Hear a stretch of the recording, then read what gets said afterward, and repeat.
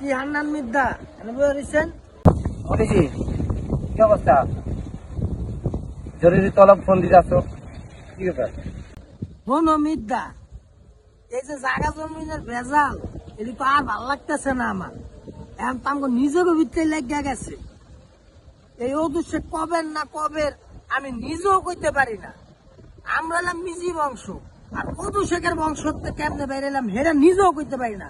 এখন যাই হয়েছে আমাকে পোলা পাইন যেহেতু যাই তোমাকে জায়গায় ব্যারিকেড দিয়ে দিছে, কিছু টাকা পয়সা দিয়ে এটা সেটেলমেন্ট কইরা লাও, তাহলে তো ব্যারিকেডটা উঠা জায়গা আর বংশের ভিতরে এত গ্যাঞ্জাম হয় না।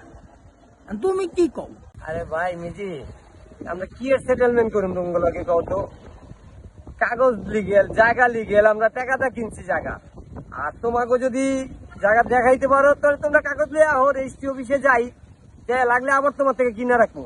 তুমি তো তাও দেখাইতে পারো না, কি সেটেলমেন্ট করুন তোমাগুলোকে কও তো? মিথ্যা ভালো কথা কইলাম বুঝলা না। আমরা যে কি এটা হারে হারে পরে টের পাইবা। গেলাম আমি।